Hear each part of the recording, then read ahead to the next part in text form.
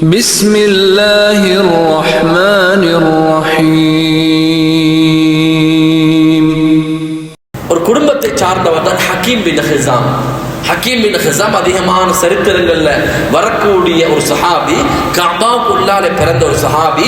ஹக்கீம் பின் ஹிஸாம் என்ன செய்வார்னு சொன்னா, ஹதீஜா ரலியல்லாஹு தஆலா அவங்களோட நெருக்கமான குடும்பம். இவர் யாருக்கும் தெரியாம இரவு நேரத்துல ஒரு பார்சலை கொண்டு போவாரு. ஹதீஜா ரலியல்லாஹு தஆலா அவங்களுக்கும் அவங்களோட நெருக்கமான குடும்பங்களுக்கும் கொண்டு போய் சேர்ப்பாங்க. இதையும் அபூ ஜஹலுக்கு விளங்க வந்து அதையும் தடுத்தான் அபூ ஜஹல். அபூ தாலிபுக்கு சில நேரத்தில் வந்து சாப்பாடு பொருட்கள் போகும், அதையும் தடுத்தாங்க.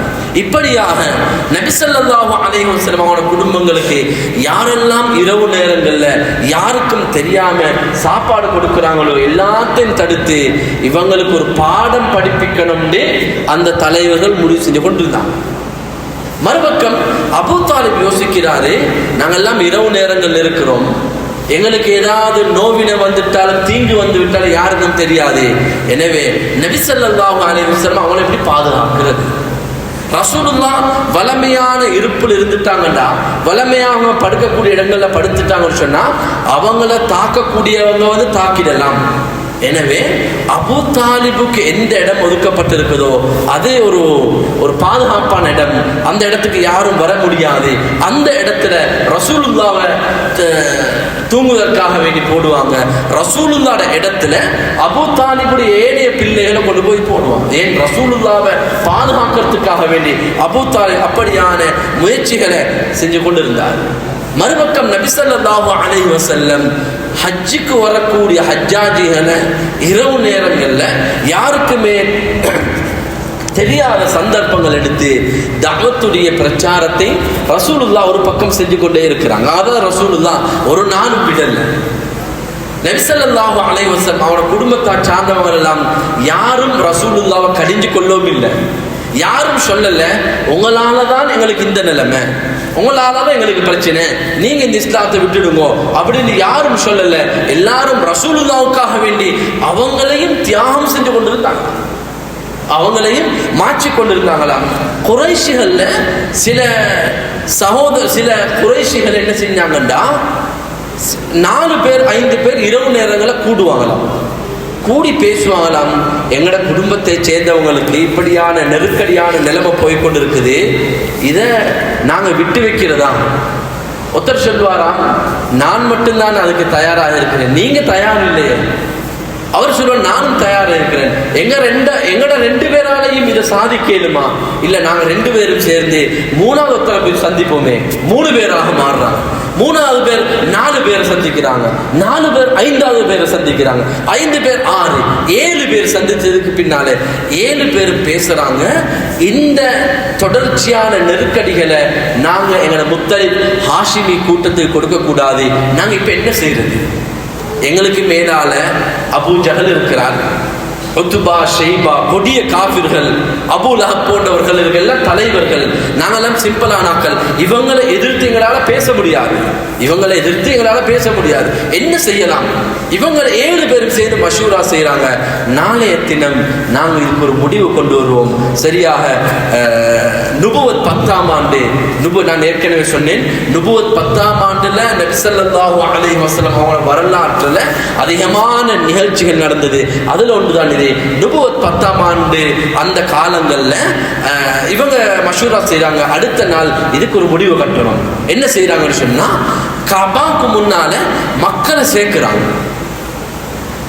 சேர்க்கிறாங்க, யாருக்கும் தெரியாம தனிப்பட்ட முறையில போய் சந்திச்சு அவங்கள்ட்ட சம்பந்தமாக இதுல பாரதூரத்தை சொல்றாங்க, அந்த மக்கள் படக்கூடிய பாடுகளை சொல்றாங்க. இப்படியாக ஒவ்வொருத்தரையா சந்திச்சு மக்காவுக்கு கஅபாக்கு முன்னால சேர்க்கிறாங்க.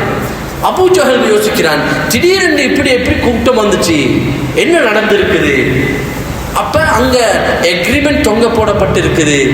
அந்த எக்ரிமெண்ட்டை பார்த்து திடீர்னு ஒரு நபர் எழுந்து சொல்றாரு, இந்த எக்ரிமெண்ட் போடப்பட்டிருக்குது, இது எனக்குண்டா அது சரியாக விளங்கல. 7 பேர் ஒருத்தர் சொல்றாரு, நான் இதை ஆதரிக்கிறேன், இது எனக்கும் சரியாக விளங்கல. ஏன்னு சொன்னா ஒரு கூட்டம் பாதிக்கப்பட்டாங்க, எங்களோட சேர்ந்தவங்க, எங்களோட உறவுகள், எங்களோட திருமண ஒப்பந்தங்கள்ல உள்ளவங்க எல்லாம் பாதிக்கப்பட்டாங்க. இதை நான் முழுமையாக கண்டிக்கிறேன் என்று 7 பேர் ஒருத்தர் சொல்றாரு. இன்னொருத்தர் சொல்றாரு, இதுக்கு நான் விருப்பமே இல்லை, என் குடும்பமும் விருப்பம் இல்லை. இங்கிருந்தவங்க சொல்லுங்க, யாரு இதுக்கு விருப்பம், யார் இதுக்கு விருப்பம் இல்லைன்னு சொன்ன நேரத்தில் அதிகமானவங்க கையொச்சுறாங்க. இது ஏற்கனவே ஒரு ஹைருக்காக வேண்டி சில மஷூராக்கள் நடந்தது. அபூ ஜஹல் சொல்றான், இந்த திட்டம் இருக்குது, இது இப்ப வந்த திட்டம் இல்லை, சில நாட்களுக்கு முன்னால யாரோ ஒரு மெசேஜை கொடுத்து யாரோ ஒரு பேசி வந்த விஷயம் தான் என்று அபூ ஜஹல் தடமாறக்குள்ள அங்கிருந்தவர்கள் எல்லாம் அந்த எக்ரிமெண்ட் எடுத்து பார்க்கிறாங்க. எக்ரிமெண்ட் எடுத்து பார்த்தா எக்ரிமெண்ட்ல எழுதப்பட்ட எல்லா விஷயங்களும் கரையான் அழிச்சிருக்கும். பிஸ்மில்லாஹிர் ரஹ்மானிர் ரஹீம் என்ற வார்த்தை மாத்திரம் தான் அது. அபூ தாலிப் இதெல்லாம் பார்த்து கொண்டிருக்கிறாரு. பார்த்து கொண்டு சொல்றாரு, நீங்க இவ்வளவு காலம் எங்களோட குடும்பத்தை இங்க போட்டீங்க, நாங்களும் சகிச்சு கொண்டிருந்தோம், என்றாலும் என்னுடைய சகோதரனுடைய மகனுக்கு எந்த பாதிப்பும் வந்து விடக்கூடாது. அபூ ஜஹல் சொல்றாரு, நாங்க அமைதியாக இருப்போம் என்று. அபூ ஜஹலுடைய சார்ந்தவர்களும் ஒரு பக்கமாக போனதுக்கு பின்னால சில காலங்களுக்கு பின்னால ஷுஅபா அபீ தாலிபில் இருந்த எல்லாரும் அந்த கணவாயிலிருந்து வெளியாகிட்டாங்க. இப்பொழுது மீண்டும் குறைஷிகள் மஷூரா செய்யறாங்க. இப்ப என்ன செய்யறது? அவங்களுக்கு அப்படியான நெருக்கடியும் கொடுத்து பார்த்தோம், அவருக்கு பிள்ளைகளையும் தலாக் சொல்லி பார்த்தோம், கொடுக்க வேண்டிய நோவினைகள், கஷ்டங்கள், துன்பங்கள் எல்லாத்தையும் கொடுத்து பார்த்தாச்சு. இதுக்கு பின்னால கொடுக்கறதுக்கு ஒன்றுமே இல்லை. அவரை பத்தி புறம் பேசி பார்த்தோம், ஒன்றுமே கிடையாது. இப்ப சமரச பேச்சுவார்த்தை செய்யலாமா சொன்னாங்க. சமரச பேச்சுவார்த்தையும் செஞ்சு பார்த்தாச்சு. இப்ப என்ன செய்யறது? அபூ தாலிபுக்கு பயங்கரமான ஒரு நோய் வந்துச்சு. பயங்கரமான நோய் வரத்துக்கு பின்னால இவங்க சொல்றாங்க, அபூ தாலிப் இதுக்கு பின்னால இவர விஷயத்துல தலை போட மாட்டாரு, எனவே இவரை தாக்குறதுக்கு சரியான சந்தர்ப்பம் தான் இந்த காலம். அப்ப சிலவங்க சொல்றாங்க, இல்ல அபூ தாலிப் இருக்கக்கூடிய நிலைமையில ரசூலுல்லாஹ் தாக்கலாம், தாக்கினோம் சொன்னா எங்களுக்கு எதிராக முழு ஹிஜாஸும் வந்துடுவாங்க. இன்னொருத்தர் சொல்றாரு, அபூ தாலிபுக்கு மரணத்துடைய அடையாளம் வந்து கொண்டு இருக்குது, எனவே மரணத்துக்கு பின்னால இப்படியான வேலைகள் செய்யலாமான்னு கேட்ட நேரத்துல சொல்றாங்க, இவ்வளவு காலம் சும்மா இருந்துட்டு அபூ தாலிப் மரணிச்சதுக்கு பின்னாலதானா இதை செய்யறீங்கன்னு குறைஷியர் எங்களை பத்தி வித்தியாசமாக பேசுவாங்க. எனவே அந்த திட்டத்தை பெற்றோம். மூணாவது சொல்றாங்க, நாங்க எங்களோட நிலைமைய அபூ தாலிப்க்கு போய் சொல்லுவோம். அபூ தாலிப்ட போறாங்க. 17 பேர் கொண்ட ஒரு குழு போகுது. அபூ தாலிப்ட போய் சொன்ன நேரத்துல அபூ தாலிப் சொல்றாரு, நான் என்னுடைய சகோதரன் மகனுக்கு பல விதத்துடன் சொல்லி பார்த்துட்டேன், என்னால் இதுக்கு மேலால சொல்ல முடியாது. இவங்க போன 17 பேரும் பல விதத்துல பேசி பார்க்கிறாங்க. அபூ தாலிபும் அதுக்கு உடன்படல. மீண்டும் நபி ஸல்லல்லாஹு அலைஹி வஸல்லம் அவர்களை அந்த 17 பேருக்கு முன்னால அழைத்து கொண்டு வரப்படுறாங்க. 17 பேருக்கு மன்னல் அழித்து கொண்டு நேரத்தில் நபி ஸல்லல்லாஹு அலைஹி வஸல்லம் உறுதியாக சொன்னார்கள், கூலு லா இலாஹ இல்லல்லாஹ் துஃப்லிஹூன், நீங்க லா இலாஹ இல்லல்லாஹ் என்ற கலிமா மாத்திரம் சொல்லுங்க, உங்களுக்கு வெற்றி அதில் தான் இருக்குது. என்னுடைய வலக்கரத்தில் சூரியனையும் எனது இடக்கரத்தில் சந்திரனும் வைத்தால் முழு உலகத்துள்ள எல்லா பொருட்களையும் தந்தாலும் நான் இந்த தீனுல் இஸ்லாத்தை ஒரு நாளும் விட்டு கொடுக்க மாட்டேன். உறுதியாக சொன்ன நேரத்தில் நபி ஸல்லல்லாஹு அலைஹி வஸல்லம் அவங்களுக்கு உலகத்துல எத்தனை துன்பங்கள், எத்தனை கஷ்டங்கள் எல்லாம் கொடுக்க முடியுமோ எல்லாத்தையும் கொடுத்தாச்சு. கஷ்டம் கொடுக்கக்கூடியவங்களும் சலிச்சு போகக்கூடிய அளவுக்கு கொடுத்தாச்சு. ரசூலுல்லாஹ் தீனுல் இஸ்லாத்தை கொண்டு வந்த ஒரே ஒரு காரணத்தினால முழு பரம்பரையும் 3 வருஷமாக அங்கே அடைக்கப்பட்டிருந்தாங்க. கொடுக்கக்கூடிய வேதனை எல்லாம் கொடுத்தாச்சு. நபி ஸல்லல்லாஹு அலைஹி வஸல்லம் அபூ தாலிபுடைய இறுதி தருவாயில அபூ தாலிப் சொல்றாரு, நீங்க வெறுமனே லா இலாஹ இல்லல்லாஹ் முஹம்மதுர் ரசூலுல்லாஹ் என்ற கலிமா மாத்திரம் சொல்லுங்க. அவரு அதற்கு ஆமோதிக்கல. அவர் சொன்னாரு, இவ்வளவு காலமாக என்னுடைய குடும்பம் எல்லாம் உங்களுக்கு எதிராக பேசுமோன்னு சொன்ன நேரத்துல நான் பேசாம இருந்தேன், உங்களோட ஒன்றும் சொல்லல.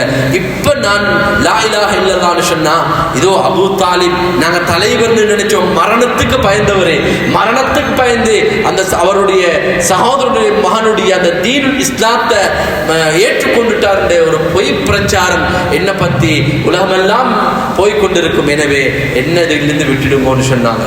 நபி ஸல்லல்லாஹு அலைஹி வஸல்லம் பல விதத்துல முயற்சி செஞ்ச நேரத்தில் அல்லாஹ் சொல்றான், இன்னக லா தஹ்தி மன் அஹ்பப்த வலாக்கின்னல்லாஹ யஹ்தி மன் யஷா. நபியே நாயகமே, நீங்க யாருக்கு நினைக்கிறீங்களோ அவங்களுக்கு நீங்க தீனுல் இஸ்லாத்தை கொடுக்க முடியாது. நாங்க யார விரும்புறோமோ, எங்களோட நாட்டம் யாருக்கு கிடைக்குதோ அவங்களுக்கு தான் தீனுல் இஸ்லாம் கிடைக்கும். சில நாட்களுக்கு பின்னால அபூ தாலிப் வஃபாத் ஆகிறாரு. நுபுவத் 10ஆம் ஆண்டு, நுபுவத் 10, அபூ தாலிப் வஃபாத் ஆகிறாரு. 2வது நிகழ்வு நுபுவத் 10. அப்பாஸ் ரலியல்லாஹு தஆலா அவரோட குடும்பத்தை சேர்ந்தவர்.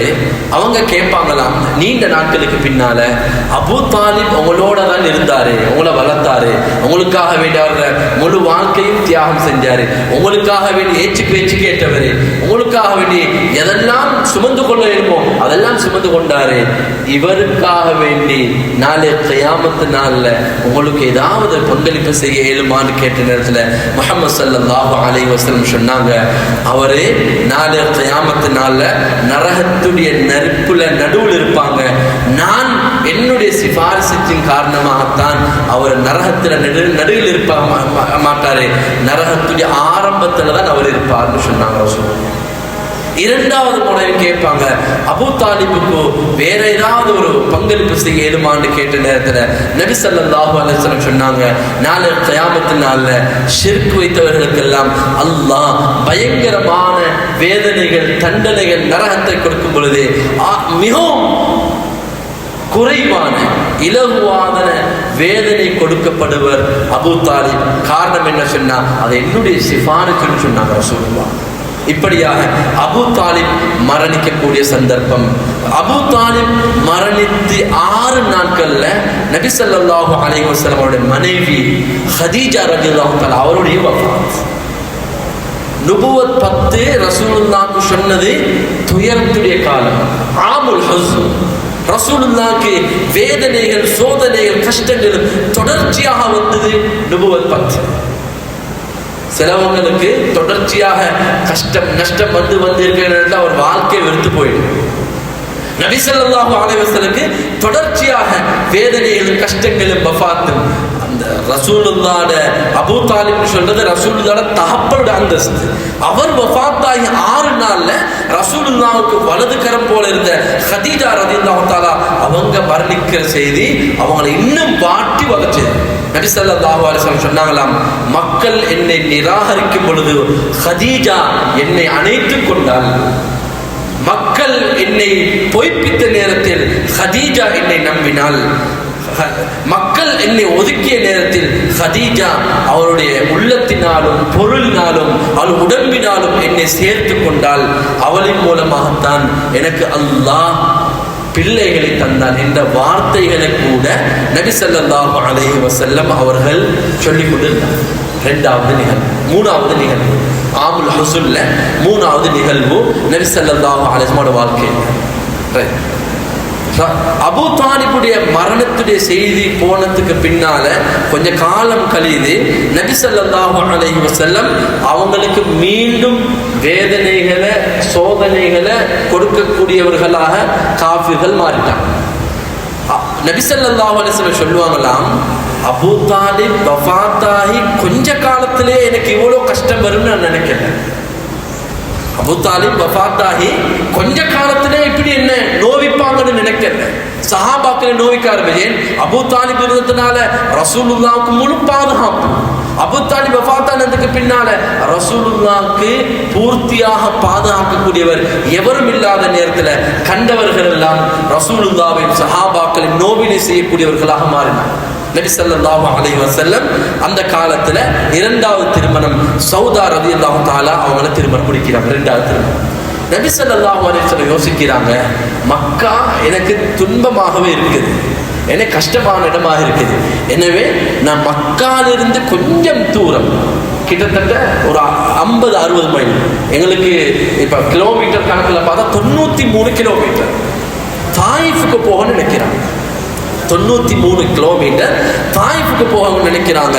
தாயிஃபுக்கு போறேன்டா நபி ஸல்லல்லாஹு அலைஹி வஸல்லம் யோசிச்சாங்க, இதே போல ஆட்கள் அங்கேயும் இருப்பாங்க தானே, மக்கால் இருக்கக்கூடிய குரூப் அங்கேயும் இருப்பாங்க. அப்ப என்ன செய்யறது? சகீஃப் கூட்டம் ஒரு குரூப் இருந்தாங்க, அவங்க தான் தாயிஃபுடைய அந்த தலைமைத்துவத்தில் இருந்தவங்க. அதே போல அம்ர் இப்னு உமையா என்று சொல்லக்கூடியவர்களுள்ள ஒரு 3 சகோதரர்கள் இருந்தாங்க. சகீஃப் கூட்டத்தில் ஒரு 3 பிள்ளைகள் இருந்தாங்க. இந்த 3 பேரும் தனிமையாக போய் பேசுவோம் என்று சொல்லி ஸைத் பின் ஹாரிஸா ரலியல்லாஹு தஆலா அவர்களையும் அழைத்து கொண்டு இந்த 3 பேர்ட்டையும் போய் பேசுறாங்க. அவங்க பேர் அப்து யாசில், மஸ்ஊத், ஹபீப். அப்து யாசில், மஸ்ஊத், ஹபீப். இந்த 3 பேர்ட்டையும் போய் பேசுறாங்க. போய் பேசின நேரத்தில் முதலாவது சொல்றாரு, உங்களை அல்லாஹ் சுப்ஹானஹு வ தஆலா உண்மையான நபியாக அனுப்பியிருந்தால் நான் கஅபாவுடைய திரைச்சேலை எல்லாம் கிழித்து விடுவேன். இந்த வார்த்தையை பேசுறாரு. ரெண்டாவது நபர் சொல்றாரு, உங்களை தவிர அல்லாஹ்க்கு வேற யாரும் கிடைக்கலையா? உங்களை தவிர வேற யாரும் அல்லாஹ்க்கு கிடைக்கலையா இந்த தீனுல் இஸ்லாத்தை கொடுக்கறதுக்கு, இப்படியான மார்க்கத்தை கொடுக்கிறது? மூணாவது சொல்றாரு, என்ன பார்க்க வேணும், நீங்க என்னோட பேசவானும், நிச்சயமாக சத்தியமாக உன்னுடைய வார்த்தைக்கு நான் பதில் சொல்ல மாட்டேன். நபி ஸல்லல்லாஹு அலைஹி வஸல்லம் கவலைப்படுறாங்க, பெரிய ஒரு நோக்கத்துல வந்தேன், ஏமாத்தம் ஆகிட்டது. அவர் சொல்றார், நபி ஸல்லல்லாஹு அலைஹி சொன்னாங்க, நான் உங்களோட வந்து பேசினேன், இந்த பேச்சுவார்த்தை எனக்கு தோல்வியாக முடிஞ்சிட்டுது, இதை வேற யாருக்கும் சொல்லவான். ரசூலுல்லாஹ் கொஞ்சம் பயப்படுறாங்க. இன்னொரு ஊருக்கு வந்தோம், எங்களை தெரிஞ்ச பேசின யாரும் தெரியாது, சஹாபாக்களும் இல்லை, அபு தாலிபுடைய செல்வாக்கும் இங்க கிடையாது. இப்ப இந்த 3 பேர்ட்ட சொல்றாரு, நீங்க யார்கிட்டையும் இதை சொல்லவான், யார்கிட்டையும் சொல்லவான். ரெண்டாவது நபி ஸல்லல்லாஹு அலைஹி வஸல்லம் முயற்சி செய்யறாங்க. ரெண்டாவது முயற்சி என்னன்னா, ரசூலுல்லாஹ் உடனே திரும்பி வரவும் இல்லை, நான் வந்த மார்க்கத்தை பூர்த்தியாக தீர்ச்சிடுவேன். நபி ஸல்லல்லாஹு அலைஹி வஸல்லம் ரெண்டாவது அங்கிருந்த இன்னும் சில தலைவர்களை சந்திக்கிறாங்க. எவரும் ரசூலுல்லாஹுக்கு பதில் கொடுக்கல.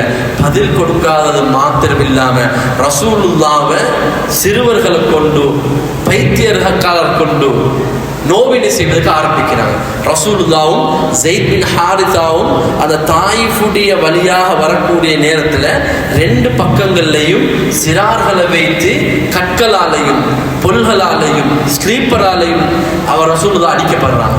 ரசூலுல்லாஹ் குதிகாலுக்கு மீட்டி அடிச்சாங்க. குதிகாலுக்கு, ஏன் குதிகாலுக்கு அடிக்கப்பட்ட ரசூலுல்லாஹ் நடக்க முடியாம இருக்கு, குதிகாலுக்கே அடிச்சாங்களா, கற்கள் அடின்னு அடிச்சாங்க. ரசூலுல்லாஹ் ஸ்லீப்பர் எல்லாம் ரத்தம் படித்து கொண்டிருக்கு. ஸைத் பின் ஹாரிஸா நபி ஸல்லல்லாஹு அலைஹி வஸல்லம் அவருடைய கேடயமாக மாறி, யா ரசூலல்லாஹ் உங்களை நான் பாதுகாத்துக் கொள்றேன், எனக்கு நோவினை வந்தாலும் பிரச்சனை இல்லை, நீங்கள் அகிலத்தாலின் தலைவர், உங்களுக்கு எந்த நோவினை வந்துவிடக் கூடாது என்று பல விதத்தில் முயற்சி செய்தார்கள் ஸைத் பின் ஹாரிஸா. தாயிஃபுடைய எந்த மக்களும் ரசூலுல்லாஹுக்கு உதவி செய்யவும் இல்லை, ரசூலுல்லாஹ் கவனிக்கவும் இல்லை. அதைத் தொடர்ந்து நபி ஸல்லல்லாஹு அலைஹி வஸல்லம் ரபியா என்று சொல்லக்கூடிய ஒரு மனிதனுக்கு சொந்தமான ஒரு தோட்டத்துக்கு போறாங்க. அந்த தோட்டத்துல ரசூலுல்லாஹ் கொஞ்ச நேரம் ரெஸ்ட் எடுக்கிறாங்க.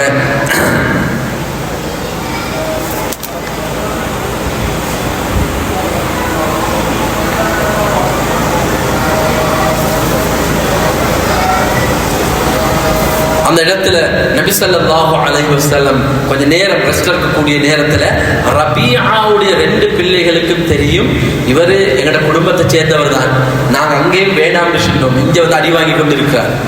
அவங்க ரசூலுல்லாஹோட குடும்பம் தான், இவங்க மக்கள் உள்ளவங்க தான். தாயிஃப்ல இவங்க தோட்டம் இருக்குது. இவங்க சொல்றாங்க, நாங்க ரசூலுல்லாஹ் அங்கேயே அவரை கண்டிச்சோம், அவர் அங்கேயே அவர் இதாக இல்லை, இங்கே அவர் அடி வாங்கி கொண்டு இருக்கிற அந்த வார்த்தைகள் எல்லாம் பேசிக்கொண்டு, என்றாலும் எங்களோட குடும்பமே என்பதற்காக வேண்டி அவருடைய அடிமை ஒருத்தர் இருந்தார், அத்தாஸ். இன்றைக்கு மஸ்ஜிதுல் அத்தாஸ் ஒரு இடம் ஒன்று இருக்கு, உம்ராக்கு ஹஜ்ஜுக்கு போனவங்களுக்கெல்லாம் கூட்டி கொடுக்கிறார், மஸ்ஜிதுல் அத்தாஸ். அப்ப அத்தாஸ் என்று சொல்லக்கூடிய ஒரு அடிமையிட்ட ஒரு பிளேட்ல கொஞ்சம் கிரேப்ஸை கொடுத்து அனுப்புறாங்க. ரசூலுல்லாஹ் எல்லாத்தையும் சாப்பிட்டாங்க. ஏன் நீண்ட நேரமாக நீண்ட நேரமாக அடிபட்டுட்டு கஷ்டப்பட்டுட்டு வந்திருக்கிறாங்க ரெஸ்ட் எடுக்க. கிரேப்ஸ் கொடுத்த நேரத்தில் நபி ஸல்லல்லாஹு அலைஹி சாப்பிட்டு அந்த அத்தாஸுடைய வார்த்தைகளை உன்னிப்பாக கவனிக்கிறாங்க. பாருங்க, ரசூலுல்லாஹி ஸல்லல்லாஹு அலைஹி வஸல்லம் வந்திருக்கிறாங்க கஷ்டத்துல துயரத்துல, முழு உடம்பும் ரத்தத்தில் இருக்குது, முழு உடம்பும் ரத்தத்தில் இருக்குது. ரசூலுல்லாஹ் கை வச்சு தூங்கல, ரசூலுல்லாஹ் அப்படி இருக்கல. வந்த அத்தாஸ்ட கேட்கிறாங்க, உங்களோட பேச்சுவார்த்தை வித்தியாசமாக இருக்குது, நீங்க எங்கிருந்து வந்தவர் என்று சொன்ன நேரத்தில் அவர் சொல்றாரு, நான் நீனவா என்ற பிரதேசத்திலிருந்து வந்தவர். உடனே ரசூலுல்லாஹ் சொல்றாங்க, அங்கதான் என்னுடைய சகோதரன் யூனுஸ் இப்னு மத்தா, யூனுஸ் அலைஹிஸ்ஸலாத்து வஸ்ஸலாம் அவங்க பிறந்த இடம் அதுதான். அப்ப இவர் கேட்கிறாரு, அத்தாஸ் கேட்கிறாரு, அவர் யாரு? அவர் என்னுடைய சகோதரர், அவரும் ஒரு தூதர் தான் என்று சொல்லி நபி ஸல்லல்லாஹு அலைஹி வஸல்லம் கொஞ்சம் கொஞ்சமாக அத்தாஸோட பேசுறாரு. அத்தாஸோட பேசி ரசூலுல்லாஹ் தாயிஃப்ல ஏற்றிப்பட்டு கஷ்டப்பட்டு துன்புறுத்தப்பட்டு அடிபட்டு வந்தாலும் ரசூலுல்லாஹ் ஒரு பிரதிபலனாக அத்தாஸோட பேசி அத்தாஸ் சில நேரத்துக்கு பின்னால லா இலாஹ இல்லல்லாஹ் முஹம்மதுர் ரசூலுல்லாஹ் என்று சொன்ன வார்த்தை சொல்றாரு. ரசூலுல்லாஹ்வுக்கு சந்தோஷம். தாயிஃபுடைய மக்கள் இஸ்லாத்தை ஏற்றுக்கொள்ளலாட்டி நம் வரக்கூடிய நேரத்தில் இந்த அடிமை அத்தாஸ் இஸ்லாத்தை ஏற்றுக்கொண்டுட்டாரு. ரபியா உடனே அத்தாஸை கூப்பிட்டாரு, ஏனப்பா அவரோட பேசினீங்க, அவர் உங்களை மாத்திடுவாரு. சொல்றாரு அத்தாஸ், இல்ல நீங்களும் அவரை பின்பற்றணும், அவருடைய விஷயங்களை பார்த்தா அவர் பேசுற வார்த்தைகளை பார்த்தா அது ஒரு தூதராக தான் அதெல்லாம் சொல்லியிருக்கின்றே. அத்தாஸ் உடனே இஸ்லாத்துக்கு தருகிறாரு. நபி ஸல்லல்லாஹு அலைஹி வஸல்லம் கர்னுல் மனாசில் உம்ரா போறவங்களுக்கெல்லாம் கூட்டி கொண்டு காட்டுவாங்க. தாயிஃபுக்கு போனா தாயிஃபில் இது எல்லாத்தையும் பார்த்துட்டு வரக்கூடிய நேரத்தில் உம்ரா போகக்கூடியவங்க இஹ்ராம் கட்டக்கூடிய ஒரு பள்ளி, இஹ்ராம் கட்டக்கூடிய கர்னுல் மனாசில், அந்த இடத்துக்கு சொல்லுவாங்க கர்னுல் மனாசில். ஒரு மீர்காத்து இஹ்ராம் கட்டுறதுக்கு ஒவ்வொரு இடம் இருக்கணுமே, அந்த இடம் தான் கர்னுல் மனாசில். அந்த இடத்துக்கு ரசூலுல்லாஹ் போறாங்க. அந்த இடத்துல போயிட்டு நபி ஸல்லல்லாஹு அலைஹி வஸல்லம் அங்கே தொழக்கூடிய நேரத்தில் ஜிப்ரீல் அலைஹிஸ்ஸலாத்து வஸலாம் வராங்க. கர்னுல் மனாசிலுக்கு தான் வராங்க, தாயிஃப்ல இல்ல, கர்னுல் மனாசிலுக்கு தான் வராங்க. கர்னுல் மனாசிலுக்கு வந்து சொன்னாங்க, தாயிஃப் ஒரு பக்கம், கர்னுல் மனாசில் அதிலிருந்து கொஞ்சம் வரணும். கர்னுல் மனாசிலுக்கு தான் வந்து சொன்னாங்க, நபியே நாயகமே நீங்க தாயிஃப்ல இருந்து வந்துட்டீங்க, எங்களுக்கு இதோ மீகாயில் அலைஹிஸ்ஸலாத்து வஸ்ஸலாம் அவங்க இருக்கிறாங்க, மலைகளுக்கு பொறுப்பானவர்கள், இதோ காற்றுக்கு பொறுப்பான மலாய்க்கா இருக்கிறார், இதோ மலைகளுக்கு அதாவது மலைக்கு பொறுப்பானவர்கள் இருக்கிறாங்க, உங்களுக்கு முன்னால் மலாய்க்காமார்கள் நிரம்பி இருக்கிறார்கள். ஒரே ஒரு வார்த்தை போதும், உங்களை நோவித்த உங்களை அடித்த தாயினுடைய மண்ணை நாங்கள் உடனே பிரட்டி காட்டுகின்றோம் என்று சொன்ன நேரத்தில் முஹம்மது ரசூல் ஸல்லல்லாஹு அலைஹி வஸல்லம் அந்த சந்தர்ப்பத்திலையும் நபி ஸல்லல்லாஹு அலைஹி சொன்னாங்க, இல்லை அவர்கள் இஸ்லாத்தை ஏற்றுக்கொள்ளாவிட்டாலும் அவர்களுடைய பரம்பரை இஸ்லாத்தை ஏற்றுக்கொள்வார்கள். தாயிஃபுடைய மக்கள் இன்றைக்கு இருக்கிறார்கள்.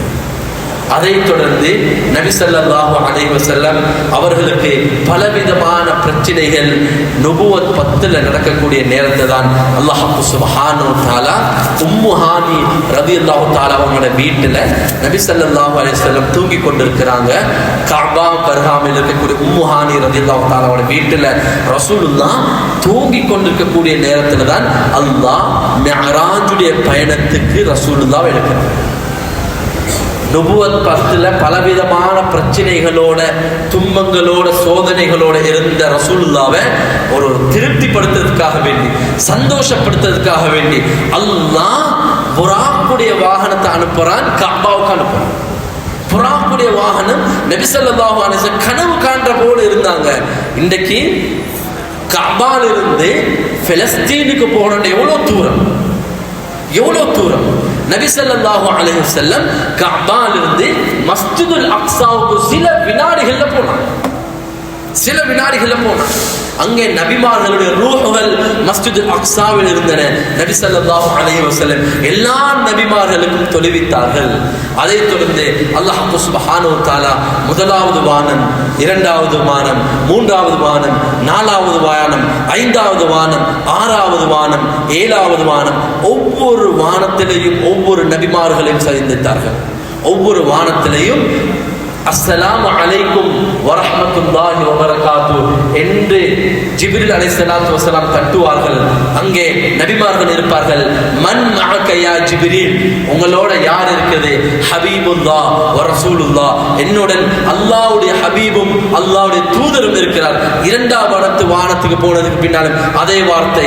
மூணாவது வானம், நாலாவது வானம், ஐந்தாவது, ஆறாவது, ஏழாவது வானத்துக்கு பின்னால் ஜிப்ரீல் அலைஹிஸ்ஸலாத்து வஸலாம் அவங்க சொல்லிட்டாங்க, நபியே நாயகமே, எனக்கு இதுக்கு பின்னால வாரத்துக்கு எனக்கு கெப்பாசிட்டியும் இல்லை, எனக்கு அனுமதியும் கிடையாது. எனக்கு இதுக்கு பின்னால வாரத்துக்கு ஏலாம். இதுக்கு பின்னால போகக்கூடிய சந்தர்ப்பம் உங்களுக்கு மாத்திரம் தான் இருக்குது. அது சிதறத்துல் முன்தஹா. அதை தாண்டி நபி ஸல்லல்லாஹு அலைஹி வஸல்லம் போய் அல்லாஹ்வை சந்தித்து தொழுகையை பரிசாக கொடுத்து அங்கே அல்லாஹ்வுடைய சந்திப்பை பெற்றார்கள். ரசூலுல்லாஹி ஸல்லல்லாஹு அலைஹி வஸல்லம் நுபுவத் 10 இருந்த எல்லா கஷ்டங்களுக்கும் பரிசாக அல்லாஹ் தொழுகையை அல்லாஹ்வுடைய சந்திப்பை கொடுத்து அனுப்பினான். இந்த சம்பவத்தை நபி ஸல்லல்லாஹு அலைஹி வஸல்லம் அபூபக்கர் ரலியல்லாஹு தஆலா அவர்கள் சொன்ன நேரத்தில் முதலாவது ஏற்றுக்கொண்டார்கள், அதை கபூல் செய்தார்கள். அதனால தான் அபூபக்கர் அஸ்-சித்தீக் என்ற வார்த்தை வந்துச்சு. அபூபக்கர் அஸ்-சித்தீக் என்ற வார்த்தை வந்தது. ரசூலுல்லாஹ் மிஅராஜுக்கு போய் வந்த விஷயத்தை அதிகமானவங்க மறுத்தான். இவர் உம்மு ஹானியோட வீட்டில் இருந்துட்டு பெலஸ்தீனுக்கு போய் அங்கிருந்து வானத்துக்கு போனாராம். அது சில வினாடிகள் நடந்துச்சாம். அல்லாஹ்வை சந்திச்சாராம், நபிமார்களை சந்திச்சாராம். இப்படியெல்லாம் சொல்ல நேரத்தில் யாருமே நம்பல. அபூபக்கர் சித்தீக் ரலியல்லாஹு தஆலா அவங்க நம்பினாங்க. அன்றிலிருந்து அஸ்-சித்தீக்காக மாறினாங்க.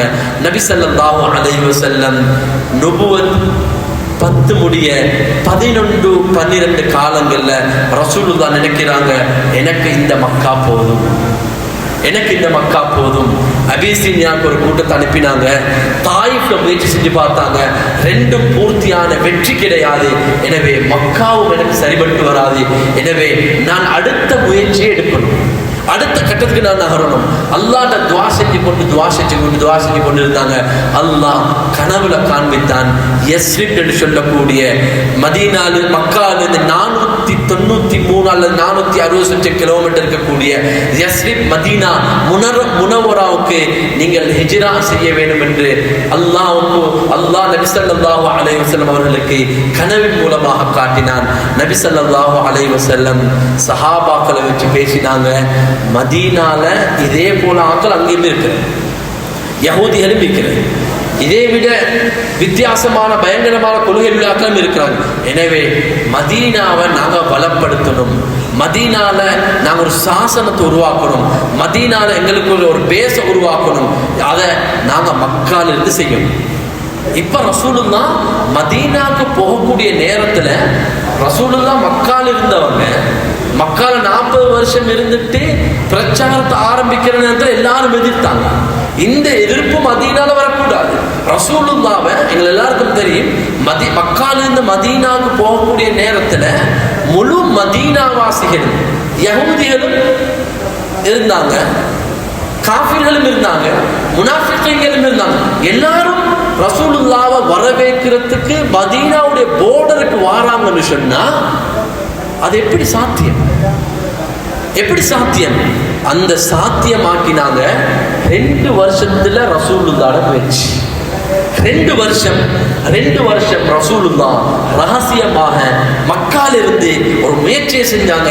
முயற்சியில பிரதிபலன் மதீனாவுடைய எல்லாரும் ரசூலுல்லாஹ்வை வரவேற்கிறதுக்கு ரசூலுல்லாஹ் எங்கட வீட்டுக்கு வாங்க ரசூலுல்லாஹ்வை அழைத்து கொண்டு வரும் அளவுக்கு ரசூலுல்லாஹ் பேஸ்மெண்ட் உருவாக்குறாங்க. 2 வருஷம். இன்ஷா அல்லாஹ் வரக்கூடிய வகுப்புல அந்த 2 வருஷத்துல ரசூலுல்லாஹ் என்னதான் செஞ்சாங்க, மக்கால இவ்வளோ கஷ்டத்துக்கு இல்லை, பிரச்சனைக்கு மத்தியில் இந்த 2 வருஷத்துல ரசூலுல்லாஹ் என்ன செஞ்சு சாதிச்சாங்கன்னு சொன்னதை இன்ஷா அல்லாஹ் வரக்கூடிய வகுப்புல பார்ப்போம். ஜஸாக்குமுல்லாஹ் ஹைர். சுப்ஹானல்லாஹ்.